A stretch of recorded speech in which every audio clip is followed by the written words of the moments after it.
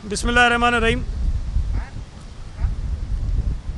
आज आपको ज़हमत देने का मकसद ये था कि कुछ रोज़ कबल एक प्रेस कॉन्फ्रेंस के ज़रिए मैंने ये ऐलान किया था कि पहली क्लास से लेके 8वीं जमात तक के जो स्टूडेंट्स हैं उनको हम प्रोमोट कर रहे हैं, लेकिन 9वीं 10वीं 11वीं और 12वीं जमात के जो स्टूडेंट्स थे उनके लिए जो तरीक़ा कार था उसको फाइनलाइज़ करने के लिए हमारी जो स्टीयरिंग कमेटी एजुकेशन की उनकी एक सब कमेटी बनाई गई थी और उस सब कमेटी ने उस तरीक़े कार को फाइनलाइज़ करना था।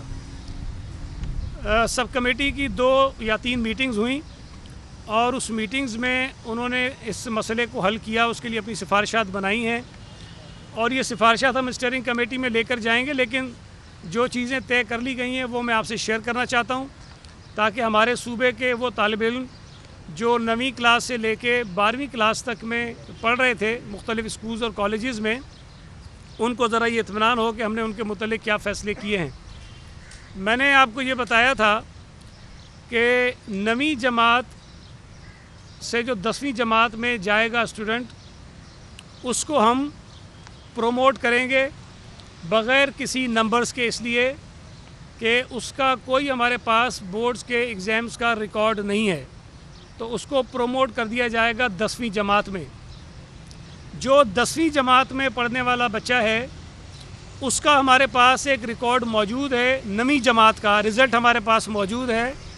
हम उसे 9वीं जमात में जो परसेंटेज और जो मार्क्स थी उसकी बुनियाद पर 10वीं जमात में पास करेंगे और इजाफ़ी 3% मार्क्स उसको देंगे। तो अगर किसी बच्चे की परसेंटेज जो है वो 9वीं क्लास में 60% है, तो जब 10वीं क्लास में हम उसको प्रोमोट करेंगे 11वीं के लिए तो उसकी परसेंटेज जो है वो 63% हो जाएगी। 3% उसको इजाफ़ी मार्क्स देकर हम उनको पास कर देंगे। इसी तरह जो 11वीं जमात का स्टूडेंट है उसको हम प्रोमोट करेंगे बग़ैर किसी परसेंटेज और बग़ैर किसी मार्क्स के, और वो चला जाएगा 12वीं जमात में। इसी तरह जो 12वीं जमात का स्टूडेंट है उसको हम पास करेंगे 11वीं जमात के नतीजे की बुनियाद पर, और जो परसेंटेज उसकी 11वीं जमात में होगी उसमें 3% ऐड करके उसको हम 12वीं जमात से पास कर देंगे, प्रोमोट कर देंगे, वो आगे चला जाएगा। इसी तरह जो 9वीं जमात का तालिब इल्म जिसका अभी कोई रिज़ल्ट नहीं है, जब वो 10वीं का इम्तिहान दे तो उसी परसेंटेज की बुनियाद पर उसकी 9वीं की परसेंटेज भी जो है वो कैलकुलेट कर ली जाएगी और वो उसकी परसेंटेज बन जाएगी 9वीं और 10वीं की मिला के। इसी तरह ये जो 11वीं जमात का तालिब इल्म है उसकी इसी तरह बनेगी। तो आसान बनाने के लिए मैं अर्ज़ कर दूँ आपसे कि 9वीं से 10वीं में जाने वाला बच्चा इस वक्त बग़ैर किसी परसेंटेज के जाएगा, वो प्रोमोट हो जाएगा। 11वीं जमात से 12वीं में जाने वाला बच्चा वो प्रोमोट हो जाएगा बग़ैर किसी परसेंटेज के, बग़ैर मार्क्स के, अगली जमात में चला जाएगा। लेकिन जब वो 10वीं जमात और 12वीं जमात के इम्तिहानात देंगे तो जो परसेंटेज उनकी 10वीं में और 12वीं में आएगी उसी को हम अज्यूम कर लेंगे कि 9वीं और 11वीं में भी उसकी परसेंटेज वही है और वही उसकी एक्यूमुलेटिव जो है परसेंटेज की बुनियाद पर उसको नंबर मिल जाएगा। और जो 10वीं का बच्चा है वो 9वीं की परसेंटेज की बुनियाद पर जाएगा, उसको 3% इजाफ़ी मिलेंगे, और इसी तरह जो 12वीं का बच्चा है उसको भी 3% इजाफ़ी मिलेंगे और 11वीं जमात के नतीजे पे वो प्रोमोट हो जाएगा। ये तो बड़ा एक सीधा सा था, वो हो गया। एक और चीज़ थी जिसमें मैंने आपको उस वक्त बताया था कि वो अभी तक एक मसला है जिसको हम हल करना चाहते हैं। वो ये चीज़ थी कि जो बच्चे कुछ पेपर्स में फ़ेल हो गए हैं उनको हम क्या करें। तो जो फ़ैसला वफाकी हुकूमत ने किया था, जो NCC में हुआ था, वो इस तरह से था कि जो बच्चे 40% पेपर्स में फ़ेल होंगे उनको वो पास कर देंगे, लेकिन 40% से ज़्यादा पेपर्स में अगर वो फ़ेल होंगे तो उनको वो पास नहीं करेंगे। लेकिन हमारी जो स्टीयरिंग कमेटी ने सब कमेटी बनाई उसमें हमने ये फ़ैसला किया कि हम तमाम बच्चों को पास कर देंगे, चाहे वो सारे के सारे पेपर्स में ही क्यों ना फ़ेल हो। उसकी वजह उसकी ये है कि अगर हम किसी बच्चे को इस बुनियाद पर पास नहीं करते कि वो कुछ पेपर्स में फ़ेल हो गया है تو ہمیں اس کو ایک چانس دینا پڑے گا کہ وہ امتحانات میں آ کر اپیئر ہو. اور اس پر کافی بحث ہوئی کہ ہمیں یہ کرنا چاہیے کہ ان کو کسی چانس ہم دیں، لیکن چونکہ ہمیں اس بات کا یقین نہیں ہے کہ اگلے 1 مہینے میں، 2 مہینے میں، 3 مہینے میں حالات اس قابل ہوں گے کہ ہم بچوں کو امتحانات میں بٹھا سکیں گے کہ نہیں بٹھا سکیں گے. تو اس غیر یقینی صورتحال سے بچنے کے لیے یہ طے کیا گیا ہے کہ وہ بچے جو تمام سبجیکٹس میں اگر فیل بھی ہیں تو انہیں سمپل پاسنگ مارکس، کوئی ان کی پرسنٹیج زیادہ نہیں ہوگی، جتنے منیمم نمبرز ریکوائرڈ ہوتے ہیں پاس کرنے کے لیے جو 33% ہوتے ہیں، وہ 33% نمبرز ان کو دے کر ان کو ہم پاس کر دیں گے تاکہ وہ بھی اگلے سال چلے جائیں. اور اسی طرح سے جو بچے پرائیویٹ کینڈیڈیٹ کے طور پر اپیئر ہوتے ہیں، as a private student appear ہوتے ہیں، کسی اسکول کی میں ان کی رجسٹریشن نہیں ہوتی ہے، ان کے لیے بھی اسی طرح کا فارمولہ جو ہے ہم اڈاپٹ کریں گے. تو ہوگا یہ کہ صوبہ سندھ میں تمام کے تمام بچے پہلی جماعت سے لے کر 12ویں جماعت تک وہ اپنی اگلی جماعتوں میں پروموٹ ہو جائیں گے بغیر کسی امتحان کے، اور اس کے اندر کوئی تفریق نہیں ہوگی کہ کون سا بچہ کتنے پیپرز میں فیل ہوا ہے یا کتنے پیپرز میں پاس ہوا ہے. اب 2 چیزیں ہوتی ہیں اس کے علاوہ بھی. کچھ بچے پاس ہو گئے ہوتے ہیں لیکن وہ اپنی مارکس کو امپروو کرنے کے لیے دوبارہ فارمز جمع کراتے ہیں اور وہ آ کر یہ خواہش ہوتی ہے کہ دوبارہ وہ پیپرز دیں. چونکہ وہ پیپرز ان کے نہیں ہو رہے ہیں لہٰذا ہم انہیں پروموٹ کر دیں گے، لیکن اگر ان کی خواہش ہو کہ وہ دوبارہ اپنی مارکس کو امپروو کرنے کے لیے امتحان دینا چاہیں تو اگلے سال جب یہ امتحانات ہوں گے وہ اس میں اپیئر ہو سکتے ہیں. ہم ان کی جو ایڈمیشن کی فیس انہوں نے ابھی دی ہوئی ہے، رجسٹریشن کی فیس، اسی فیس کی بنیاد پر ان کو بٹھا دیں گے، ایڈیشنل ان سے پیسے نہیں لیے جائیں گے. اسی طرح کچھ بچے ہوتے ہیں جو ایڈیشنل کوالیفیکیشن کے لیے یا اپنے سبجیکٹس یا گروپس کو چینج کرنے کے لیے اپیئر ہونا چاہتے ہیں، ان کے لیے بھی یہی طریقہ کار اڈاپٹ کیا گیا ہے. اس سال کوئی اسپیشل ایگزامینیشن نہیں ہوگا. اگلے برس جب یہ ایگزامس ہوں تو وہ اپنی اس سال کی جمع کرائی ہوئی فیس کی بنیاد پر ان پیپرز میں آ کر اپیئر ہو سکتے ہیں اور اپنی جو بھی ایڈیشنل کوالیفیکیشن ہو یا سبجیکٹ چینج کرنا چاہتے ہوں یا گروپ چینج کرنا چاہتے ہوں اس کے اندر وہ آ کر اپروو ہو سکتے ہیں.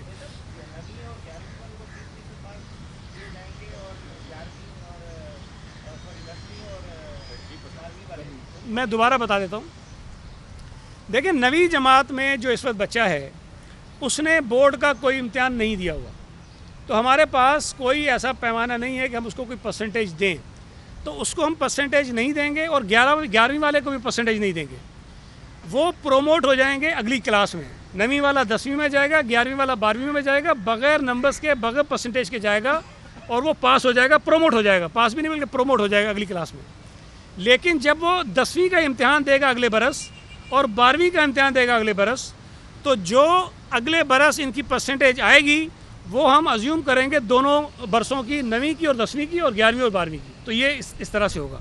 تو جو 10ویں جماعت کا ہے اور 12ویں جماعت کا ہے اس کا رزلٹ ہمارے پاس بورڈ کا موجود ہے 1 سال کا، تو اسی رزلٹ کی بنیاد پر ہم اس کو پروموٹ کریں گے، 3% اس کو ہم اضافی مارکس دے دیں گے. تو یہ اس کا طریقہ کار تھا.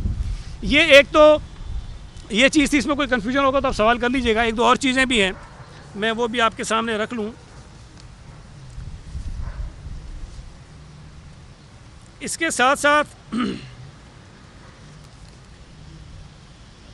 جو چینی کے ایشو پر آج بھی ایک پریس کانفرنس ہوئی ہے، میں سمجھتا ہوں کہ مرتضیٰ وہاب نے 3-4 روز قبل ایک بڑی تفصیلی اور بڑی مدلل پریس کانفرنس کی، جس میں یہ جو کمیشن کی رپورٹ ہے، چینی کے کمیشن کی رپورٹ ہے، اس کی بنیاد پر، اس کی سفارشات کے سامنے، اس کے جو اپنے ڈاکومنٹس ہیں اس کی بنیاد پر آپ کے ذریعے پوری قوم سے تفصیلات شیئر کی.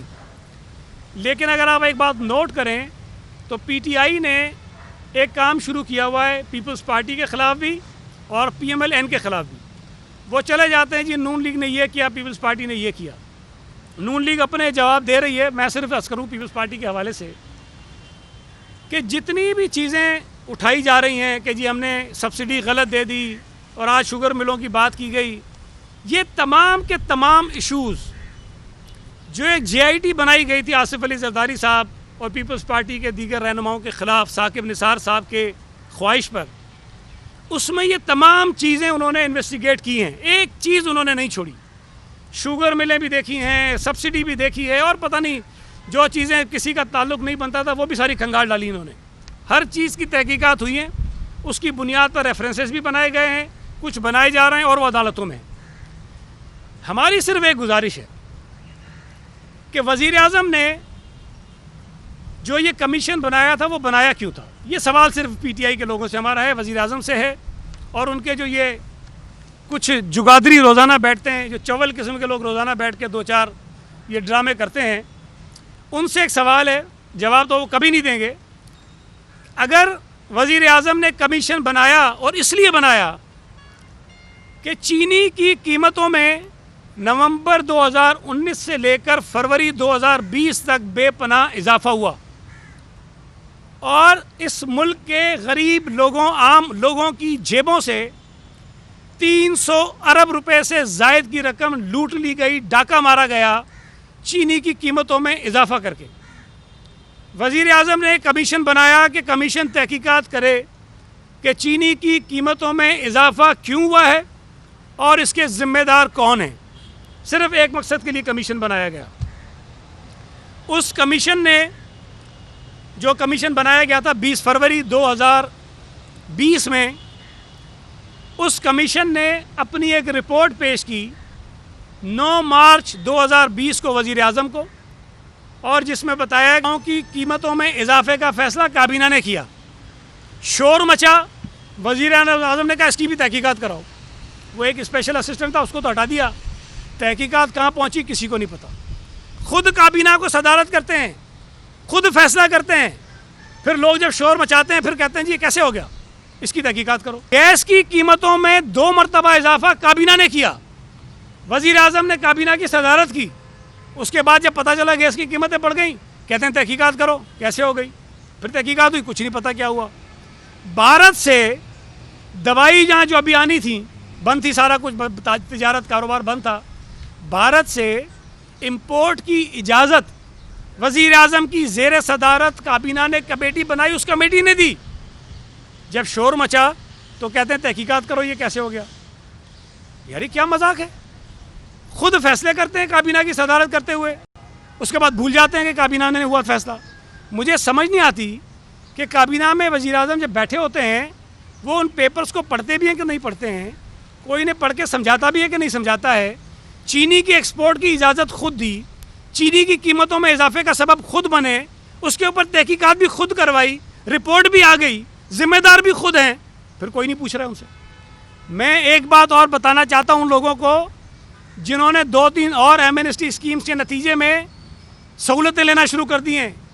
جو اس وزیر اعظم کا ٹریک ریکارڈ میں آپ کو بتا رہا ہوں، خود فیصلے کرتے ہیں، خود مکر جاتے ہیں، خود تحقیقات کرواتے ہیں، خود ہی پھر جو ہے وہ رپورٹیں بنا کے کمیشن بنا دیتے ہیں. تو جو یہ کنسٹرکشن کو ریلیف ملا ہوا ہے، میں یقین سے کہہ رہا ہوں آپ کو، یہ وزیر اعظم خود اس پہ کمیشن بنائے گا. اور جن لوگوں نے اس سے فائدہ اٹھایا ہے، جو ان کے اپنے جگادری ہیں، جو کنسٹرکشن کے کام میں ہیں، جو ریل اسٹیٹ کا کام کرتے ہیں، وہ تو بچ جائیں گے، باقی سارے دھر لیے جائیں گے اور یہ انکوائری اس کی پھر ہوگی. تو یہ وزیر اعظم صاحب جو کرتے ہیں ان کو پتہ نہیں چلتا میں کیا کر رہا ہوں. ان کے کابینہ میں، ان کی پارٹی میں جو بین الاقوامی جگادری بیٹھے ہیں، جو لوگ PTI کو فائنینس کرتے ہیں، جو PTI کے اوپر پیسے خرچ کرتے ہیں، وہ اس قسم کے فیصلے کراتے ہیں، اس سے فائدہ اٹھاتے ہیں، خود سائڈ پہ ہو جاتے ہیں اور باقیوں کے لیے مصیبت بن جاتی ہے. اور الٹیمیٹلی جو نقصان ہوتا ہے وہ پاکستان کی قوم کا ہوتا ہے. ان کی جیب سے سینکڑوں ہزاروں ارب روپے نکل کر ان کے ATMs کی جیبوں میں چلے جاتے ہیں. میں مطالبہ کرتا ہوں کہ اگر نیب نے اپنی غیر جانبداری ثابت کرنی ہے تو PTI کے ان تمام وزیروں کو، ان تمام لوگوں کو فوراً گرفتار کرو جن کی وجہ سے 300 ارب سے زائد روپے پاکستانی قوم کی جیبوں سے نکل کر PTI کی ATMs کی جیب میں گئے اور ان ATMs کے ذریعے PTI کے اوپر خرچ ہوئے ہیں. میں ایک اور بڑا ایشو ہے امپورٹنٹ، ہمارے اوورسیز پاکستانی جو بہت بڑی تعداد میں دنیا کے مختلف ممالک میں موجود ہیں، اس حکومت کی پالیسیز کی وجہ سے جس طرح سے وہ بیچارے ان ملکوں میں ذلیل و رسوا ہو رہے ہیں، اس کی مثال نہیں ملتی ہے۔ پی ٹی آئی اگر فورن ایکسچینج کی ضرورت ہو تو آپ منتیں کرتے ہو اپنے اوورسیز پاکستانیز کو کہ خدا کے لیے آپ جو ہے یہاں پیسے بھیجیں۔ اگر آپ کو چندہ چاہیے ہو تو آپ ان سے مطالبہ کرتے ہو اوورسیز پاکستانی سے کہ ہمیں چندہ دیں آپ، تاکہ اپنی معیشت کو ٹھیک کریں اور اپنے جو اللہ تللے کے خرچے ہم پورے کریں، اور اس سے پھر لوٹ مار مچائیں۔ جو فورن فنڈنگ کا کیس بھی ان کا چل رہا ہے، انہی سے پیسے مانگتے ہو۔ آج وہ دنیا کے مختلف ملکوں میں ذلیل و رسوا ہو رہے ہیں، بیچارے پریشان ہیں بچوں سمیت۔ اس حکومت کو کوئی احساس نہیں ہے سوائے ڈرامے بازیاں کرنے کے۔ جو لوگ آئے ہیں ان سے 3 گنا کرائے زیادہ لیے گئے، پی آئی اے نے زیادہ کرائے لیے ان سے، اور بھیڑ بکریوں کی طرح ان کو جہازوں میں بھر کر لے کر آئے ہیں۔ کوئی جو ایس او پیز ہیں اس کو فالو نہیں کیا گیا ہے، آپ نے وہ ویڈیوز بھی دیکھی ہیں۔ 3 گنا کرائے زیادہ لیتے ہیں، اور اس کے بعد ان کو جس طرح جہازوں میں بٹھا کر لاتے ہیں، وہ بالکل ساری دنیا دیکھتی ہے کہ وہ کرونا کے پھیلاؤ کا سبب بن رہے ہیں۔ بیچارہ کسی ملک سے پاکستانی جہاز میں ٹھیک بیٹھتا ہے، یہاں اترتا ہے تو کرونا کا مریض ہو کے نکلتا ہے۔ یہ پی آئی اے اور اس حکومت کی نالائکی اور نااہلی ہے۔ یہاں روزانہ آپ کے پاس ویڈیوز آتی ہوں گی، دنیا میں پاکستان کی ایمبیسیز کے باہر جس انداز میں وہ پاکستانی بیچارے دربدر ہو رہے ہیں، کئی دنوں سے وہ ایمبیسیوں کے باہر سڑکوں اور فٹ پاتھوں پر پڑے ہوئے ہیں۔ اس حکومت کو کوئی ان کا احساس نہیں ہے۔ یہ میں مطالبہ کرتا ہوں کہ ان کے مسئلوں کو حل کیا جائے، اور پی آئی اے ان سے کرائے کم لے۔ یہ کہنا کہ جی جہاز خالی جاتا ہے، خرچہ ہوتا ہے، اور بھائی ان پاکستانیوں نے جو دوسرے ملکوں میں کما رہے ہیں، پاکستان کی اکنامی کو چلایا ہے ہمیشہ۔ ان کے لیے اگر پی آئی اے کچھ خرچ کر دے گا تو احسان نہیں کرے گا ان کے اوپر۔ آج وہ مشکل میں ہیں، آج ان کو ضرورت ہے مدد کی۔ اور دوسری بات یہ ہے کہ جو پیٹرول کی قیمتیں کم ہوئی ہیں، پی آئی اے کو کوئی خرچہ نہیں ہو رہا، کوئی اس کے اوپر بوجھ نہیں پڑ رہا۔ ان کی ٹکٹوں کی قیمتیں کم ہونی چاہیے۔ پی آئی اے نے اپنی ٹکٹس میں سستے نہیں کیے اور مہنگے کر دیے ہیں، تو اس کا کوئی جواز نہیں ہے۔ ان سے جو ہے وہ واپس سستے ٹکٹ دیے جائیں ان کو فوراً طور پر بلایا جائے۔ یہ جو میں نے اس دن بھی بات کی پی آئی اے کے حادثے کی، دیکھیں آج بھی پی آئی اے میں، یہ ریکارڈ کی بات بتا رہا ہوں، اس کے پیپر موجود ہیں، قانون کے مطابق، رولز کے مطابق، دنیا کے جو رولز ہیں، جو کیپٹن ہیں، جو پائلٹس ہوتے ہیں، وہ 12 گھنٹے کی فلائٹ کر سکتے ہیں مسلسل، 12 گھنٹے، اس سے زیادہ وہ فلائی نہیں کر سکتے۔ 4 گھنٹے اضافی ان کو دیے جا سکتے ہیں اگر کوئی صورتحال ایسی ہو جس میں یہ ضروری ہو جائے۔ یہ ایکسیپشنز ہیں، یہ نہیں کہ 16 گھنٹے، 12 گھنٹے ہے، 4 گھنٹے اضافی یہ رولز ہیں، اس کے مطابق ان کو دیے جا سکتے ہیں۔ اور خدا نہ خواستہ بہت ایمرجنسی ہو، کوئی بہت ہی ضروری ہو جائے، تو یہاں پر سول ایویشن ان کو 1 گھنٹے کا ویور دے سکتی ہے۔ یہ کیس ٹو کیس ہوتا ہے، کیس ٹو کیس ہوتا ہے۔ اگر کہیں ایسی صورتحال ہو تو وہ 17 گھنٹے ہو جاتے ہیں، بس اس کے علاوہ کچھ نہیں ہو سکتا۔ اس پی آئی اے کی موجودہ انتظامیہ نے سول ایویشن سے 4 گھنٹے کا بلینکٹ ویور لیا ہوا ہے، بلینکٹ ویور، جو بین الاقوامی فضائی اصول جو ہیں، سول ایویشن کے جو رولز ہیں، اس کی وائلیشن ہے۔ اگر 16 گھنٹے ایک، اور اگر پائلٹ 4 ہوں تو یہ 18 گھنٹے ہوتے ہیں، اور 1 گھنٹہ وہ جو ویور آپ دے سکتے ہیں کیس ٹو کیس، 4 گھنٹے انہوں نے اور دے لیے ہیں۔ یہ 22-23 گھنٹے کی فلائٹ آپ کپتانوں سے کراؤ گے۔ اس کی وجہ سے جو سیفٹی میجرز ہیں، جو حفاظتی اقدامات ہیں پی آئی اے میں، وہ کمپرومائز ہو رہے ہیں۔ کوئی آواز نہیں اٹھا سکتا، اس لیے کہ جو آواز اٹھائے گا اس کو ملازمت سے نکال دیا جائے گا۔ کرونا آنے کے بعد یہ ایس او پیز ہر جگہ کے ہیں۔ ہم کہتے ہیں 50 سال سے بڑی عمر کا آدمی مسجد میں نماز پڑھنے نہ جائے۔ ہم کہتے ہیں 50 سے 55 سال کی زائد عمر کا آدمی مارکیٹ میں نہ جائے، شاپنگ مال میں نہ جائے، ٹرانسپورٹ میں نہ سفر کرے۔ ہم یہ کہتے ہیں نا، اس لیے کہتے ہیں کہ ان لوگوں کو زیادہ چانسز ہوتے ہیں کہ وہ کرونا کا شکار ہو سکتے ہیں۔ ہماری پی آئی اے کی موجودہ انتظامیہ، انہوں نے جو کانٹریکٹ پہ پائلٹس رکھے ہوئے، جو ریٹائرڈ پائلٹس ہیں جن کی عمریں 60 سال سے زیادہ ہیں، چونکہ وہ بیچارے کانٹریکٹ پر ہیں، ان کو بھیجا جاتا ہے کہ کرونا کے حالات میں جا کر یہ ساری فلائٹ یہاں چلاؤ۔ جو اسپیشل فلائٹ چل رہی ہیں اس میں میجورٹی جو ہے ان ریٹائرڈ 60 سال سے زائد عمر کے کانٹریکٹ والے پائلٹس کی ہے جن کو بھیجا جاتا ہے۔ مطلب دنیا بھر کے ساری جو وائلیشن ہے وہ یہ پی آئی اے کی انتظامیہ کر رہی ہے۔ کوئی آواز نہیں اٹھاتا، اس لیے کہ جو آواز اٹھائے گا وہ نوکری سے نکل جائے گا۔ ہم صرف یہ مطالبہ کر رہے ہیں بھائی کہ خدا کے لیے پی آئی اے کو ٹھیک کرنے کے لیے آپ جو دنیا بھر کے اصول ہیں اس پہ چلائیں، یہ جو بنیادی اصول ہیں، جو رولز ہیں، ان کی وائلیشن نہ کریں۔ آپ لوگوں کو ڈرا دھمکا کر ان کے اوپر ظلم اور جبر نہ کریں، جو طور طریقے دنیا چلا رہی ہے اس کے مطابق چلائیں۔ یہ سارے راستے فوراً بند ہونے چاہیے۔ پی آئی اے کے اندر جتنی ایسوسیشنز ختم کی گئی ہیں اس کو ایسینشیل سروسز ڈکلیئر کرنے کے بعد یہ فیصلہ واپس لیا جائے۔ یہ ان کا آئینی حق ہے۔ آئینی حق کو غصب کرنا نامناسب بات ہے، غیر آئینی بات ہے، یہ ختم ہونی چاہیے۔ اس کے بعد اگر آپ کوئی سوال کریں تو میں حاضر ہوں۔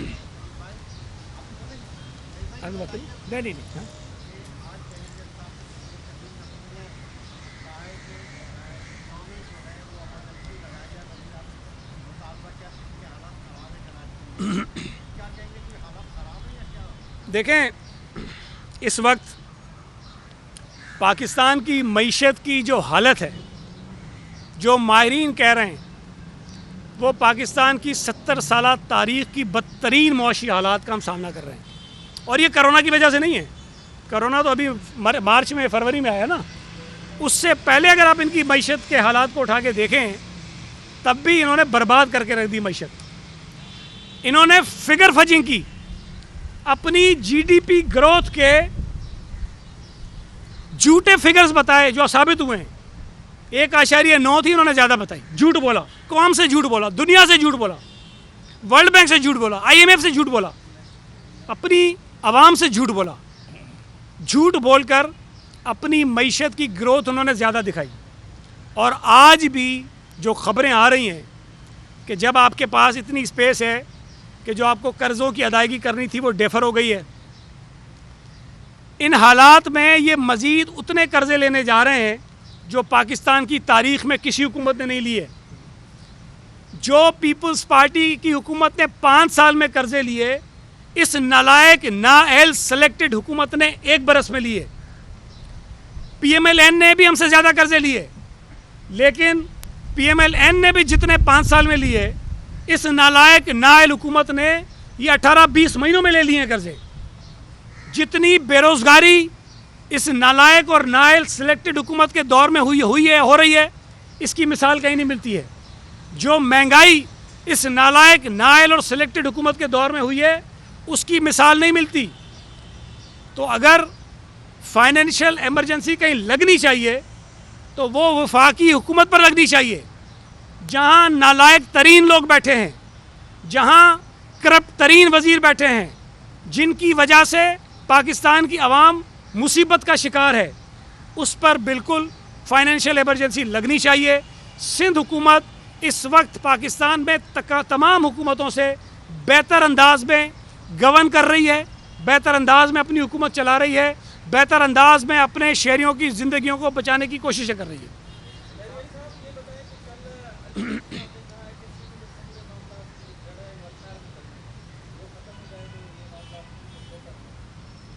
علی زیدی سے کبھی یہ پوچھ لیں کہ 18ویں ترمیم ہے کیا۔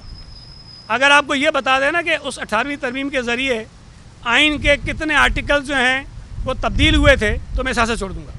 یہ چول قسم کے لوگ ہیں سارے، ان کو کچھ نہیں پتا۔ یہ آتے ہیں یوں اسٹائل یہ کر کے، بھائی اس طرح کوئی باتیں ہوتی ہیں کیا؟ پتہ ان کو ککھ نہیں ہے۔ ان سے صرف آپ یہ پوچھ لیجئے کہ KPT میں آپ نے کیا کیا تھا، بس۔ اگر آپ کو یہ گالم گلوچ میں نہ اترا نا، صرف یہ پوچھے گا، کچھ نہیں۔ آپ یہ بھی نہیں کہے گا تم نے کرپشن کی ہے، مجھے نہیں پتا۔ صرف یہ پوچھیے گا کہ چیئرمین KPT سے تمہارا مسئلہ کیا تھا۔ تو ان کو 18ویں ترمیم کا کچھ نہیں پتا۔ 18ویں ترمیم 1973 کے آئین کے بعد پاکستان کی تاریخ کا وہ اتنا بڑا کارنامہ ہے پارلیمنٹ کا، جس پر تمام صوبے متفق تھے، تمام سیاسی جماعتیں متفق تھیں، جس کے ذریعے صوبوں کے درمیان جو خلیج تھی وہ ختم ہوئی ہے، جس کے ذریعے چھوٹے صوبوں کی بڑے صوبوں کے متعلق جو غلط رائے تھی، جو ایک تاثر تھا، وہ ختم ہوا ہے۔ صوبوں میں ایک ہم آہنگی پیدا ہوئی ہے، اور صوبوں میں اگر ہم آہنگی پیدا ہوتی ہے تو اس سے وفاق مضبوط ہوتا ہے۔ 18ویں ترمیم کے ذریعے اس نالائق نااہل سلیکٹڈ وزیر اعظم کو اختیارات ملے ہوئے ہیں۔ اس 18ویں ترمیم کے ذریعے پارلیمنٹ کو اختیارات ملے ہوئے ہیں۔ اس 18ویں ترمیم کے ذریعے صرف صوبائی خود مختاری نہیں ملی تھی، پارلیمنٹ خود مختار ہوئی تھی، وزیر اعظم خود مختار ہوا تھا۔ اور میں کہہ رہا ہوں یار، ان سے صرف پوچھ لو کہ 18ویں ترمیم میں کتنے آرٹیکلز تھے جن میں ترمیم ہوئی تھی، اگر آپ کو بتا دیں تو مان جاؤ۔ ان کو کچھ نہیں پتہ، ان کو وہ واٹس ایپ پہ وہ میسیج آتا ہے، جب کوئی سوال کرے تو کہہ دینا 18ویں ترمیم۔ وہ اللہ کے بندے، 18ویں ترمیم ایک کارنامہ ہے۔ 18ویں ترمیم کی وجہ سے تم دعویٰ کر سکتے ہو کہ کے پی کے کی حکومت نے بڑی کارروائیاں کی، اچھے اچھے کام کیے ہیں۔ 18ویں ترمیم کے لیے عمران خان نے کھڑے ہو کر بڑے فخر سے کہا تھا کہ 18ویں ترمیم کی وجہ سے کے پی کے میں ہم نے بڑے کام کیے ہیں۔ 18ویں ترمیم کے سب کہا تھا نا، تو یہ صرف سندھ کے لیے تھوڑی ہے، یہ پنجاب کے لیے بھی ہے، یہ کے پی کے لیے بھی ہے۔ تو یہ چول قسم کی لوگوں کے باتوں میں مت جایا کرو، اس کو اگنور کیا کرو۔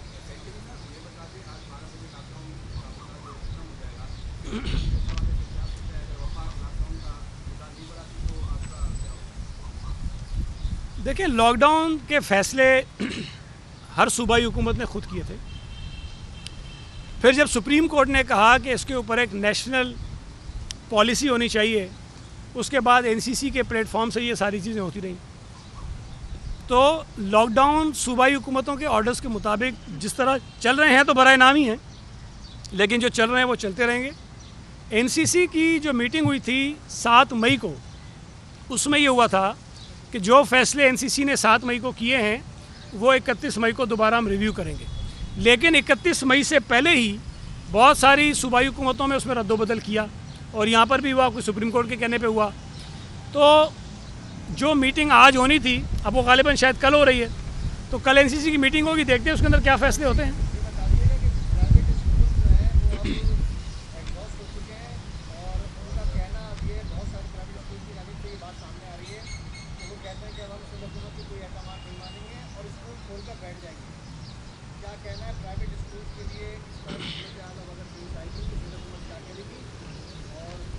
دیکھیں، اسکول جو ہیں وہ ان کی پراپرٹی ہے، اپنی مالکان کی۔ اگر کرائے پہ ہیں تب بھی انہوں نے کرائے پہ لیے ہوئے ہیں، اگر ذاتی ہیں تب بھی ان کے ہیں۔ ابھی جا کے تالے کھولنے بیٹھ جائیں، کس نے منع کیا؟ ان کی پراپرٹی، ہم تھوڑی روکیں گے ان کو۔ ہم نے جو بند کیا ہوا ہے، تدریسی عمل بند کیا ہوا ہے، اور وہ بند رہے گا۔ وہ کوئی اسکول مالک اپنی مرضی سے شروع نہیں کر سکتا۔ وفاقی حکومت نے این سی سی میں یہ طے کیا تھا کہ پورے ملک میں 15 جولائی تک اسکول بند رہیں گے۔ ہم نے وہ 15 جولائی کی ڈیٹ اناؤنس اس لیے نہیں کی کہ ہم یہ سمجھتے ہیں کہ جب ہمیں اناؤنس کرنی ہو کوئی بھی تاریخ، تو اس کے ساتھ ساتھ ہم پورا اپنا اکیڈمک پلان دیں، جس طرح ہم نے پہلے دیا تھا مارچ میں، وہ ہم پورا پلان دیں گے۔ اس لیے اس پر ابھی میں سمجھتا ہوں کہ ہم شاید، ہمارا ارادہ ہے کہ منگل کو 2 جون کو اپنی اسٹیئرنگ کمیٹی کی میٹنگ کریں گے، اور اس میٹنگ میں یہ طے کر لیں گے کہ اکیڈمک پلان ہمیں کس طرح بنانا ہے اور اسکولز کب کھولنے ہیں۔ لیکن جو ہم نے پہلے اعلان کیا تھا کہ 1 جون سے اسکول اور کالجز کھلیں گے، وہ ہم نے وڈرا کر کے نیا آرڈر جو ہے وہ ایشو کر دیا کہ 1 جون کو اسکول نہیں کھلیں گے، اور نئی ڈیٹ ہم بعد میں اناؤنس کریں گے۔ تو یہ بڑا کلیئر ہے۔ جو پرائیویٹ اسکول مالکان کہہ رہے ہیں اسکول کھولنے ہیں، وہ ابھی سے کھول کے بیٹھ جائیں، مجھے کوئی اعتراض نہیں ہے۔ تدریسی عمل بند ہے، وہ بند رہے گا، اور میں سمجھتا ہوں کہ جس قسم کے حالات ہیں، کوئی پیرنٹس ان حالات میں اپنے بچوں کو اسکول نہیں بھیجیں گے۔ دھونی صاحب، جیسے آپ نے 12ویں جماعت تک بات کی، 10ویں کے بعد 11ویں 12ویں میں پری میڈیکل ٹریننگ جیسی ٹف ایجوکیشن شروع ہو جاتی ہے، کیا سمجھتے ہیں کہ اگر پاس ڈائریکٹلی کر دیں گے تو ورک لوڈ بڑھے گا، اور ہر کوئی آسان سمجھے گا کہ اب تو میڈیکل آرام سے ہم بیچلرس میں ایڈمیشن لے سکتے ہیں بنا پڑھے بھی؟ نہیں، دیکھیں، جو آپ کے پروفیشنل کالجز ہیں ان میں ایڈمیشن کے لیے اپنا ایک ریٹن ٹیسٹ ہوتا ہے، اور اس ٹیسٹ میں ہم کسی قسم کی کوئی رعایت نہیں دے رہے ہیں. اس ٹیسٹ میں البتہ یہ ضرور ہو رہا ہے, ہم نے بات کی ہے جو ڈپارٹمنٹ ہے بورڈز اینڈ یونیورسٹیز کا, اس سے کہ ان یونیورسٹی سے یہ گزارش ضرور کی جائے کہ جو منیمم پرسنٹیج ریکوائرڈ ہوتی ہے اس ٹیسٹ میں اپیئر ہونے کے لیے, اس میں کچھ ریلیکسیشن ضرور دے دیا جائے, تاکہ جو بچے امتحان نہیں دیں گے, ممکن ہے وہ زیادہ ایکسپیکٹ کر رہے ہوں کہ ان کی پرسنٹیج بڑھے گی, تو کم از کم ان کے ساتھ زیادتی نہ ہو, وہ اس ٹیسٹ میں اپیئر ہو جائیں. لیکن اس ٹیسٹ کو پاس کرنے میں کسی قسم کی کوئی رعایت کسی طالب علم کو جو ہے وہ نہیں دی جائے گی. ٹھیک ہے جی.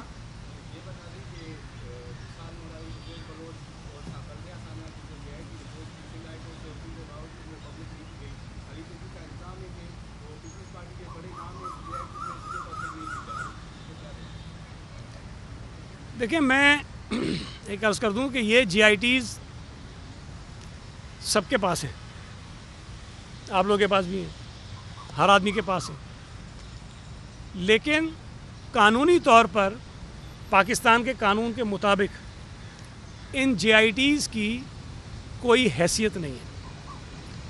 جی آئی ٹیز بنائی جاتی ہیں صرف تحقیقات کرنے کے لیے. جس طرح کسی بھی جرم میں اگر کوئی شخص گرفتار ہو اور پولیس اس کی تحقیقات کرتی ہے اور اپنی تحقیقاتی رپورٹ عدالت کے سامنے پیش کر دیتی ہے, اس تحقیقاتی رپورٹ کی بنیاد پر کبھی بھی کسی شخص کے خلاف کارروائی نہیں ہوتی, اس لیے کہ وہ تحقیقات پولیس اپنی تحویل میں لینے کے بعد کرتی ہے, تو اس کو کوئی عدالت اتنا مستند تسلیم نہیں کرتی ہے.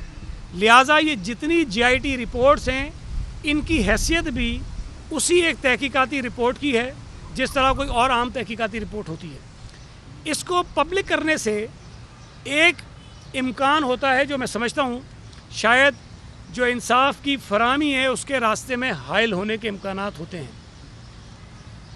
جس طرح آج کل میڈیا پر ان جی آئی ٹیز کو اچھالا جاتا ہے حالانکہ وہ غلط ہوتی ہیں. میں آپ کو صرف ایک مثال دیتا ہوں. ڈاکٹر عاصم کی بھی ایک جی آئی ٹی رپورٹ بنی تھی نا, 462 ارب روپے کا الزام تھا ڈاکٹر عاصم کے اوپر کہ اس نے کرپشن کی ہے. کیا ہوا اس کا؟ ڈاکٹر عاصم کو دنیا کا امیر ترین آدمی بنا دیا گیا تھا اس جی آئی ٹی میں. بل گیٹ سے زیادہ اس کی جائیداد اور اس کا پیسہ تھا. اگر اس جی آئی ٹی رپورٹ کو مان لیں تو ڈاکٹر عاصم دنیا کا امیر ترین آدمی اور 462 ارب, مطلب کس کو کہتے ہیں 462 ارب روپے, اس کی اس نے کرپشن کی تھی. اب مجھے بتائیے کیا یہ چیزیں حقیقت سے دور دور بھی کہیں ملتی ہیں؟ لیکن چونکہ میڈیا پہ بڑا شور شرابہ مچا, اس سے لوگوں کا اوپینین چینج ہونے کے امکانات ہوتے ہیں, اس سے لوگوں کے ساتھ زیادتی ہو سکتی ہے. یہ جو میڈیا پہ ایک ماحول بنتا ہے وہ اثر انداز ہو سکتا ہے. جو انصاف کا ایک بنیادی اصول ہوتا ہے کہ وہ فیئر ہونا چاہیے. تو میں یہ سمجھتا ہوں کہ یہ تمام الزامات جو جی آئی ٹیز میں لگے ہماری قیادت کے خلاف خاص طور پر, ان پر ساری یہ ریفرنسز ہیں, مقدمات ہیں. کون سی چیز ہے جس میں کسی کے خلاف کیس نہیں بنا ہوا؟ مجھے بتائیں نا آپ, سب پر تو ہے. تو یہ میں ان سے جو یہ چمار جو ہیں بیچارے ان کے 2-4 منسٹر ہیں, میں کہہ رہا ہوں ان کی باتوں کو حیثیت نہیں دیا کریں. میری ان سے گزارش ہے کہ باقی تو جی آئی ٹیز تھی نا, یہ کمیشن تو آپ لوگوں نے بنایا, اس میں کہا گیا ہے کہ عمران خان چور ہے. یہ کمیشن کہتا ہے کہ عمران خان کی وجہ سے اس ملک میں چینی مہنگی ہوئی ہے, عمران خان کی وجہ سے 300 ارب روپے پاکستانی قوم کی جیب سے نکلے ہیں. اور پہلے اس کو تو رگڑا لگاؤ, اندر ڈالو. تم تو کہتے تھے نا عمران خان کو بھی نہیں چھوڑیں گے اگر وہ کرے گا. یہ کمیشن کہہ رہا ہے, تمہارا بنایا ہوا کمیشن کہہ رہا ہے.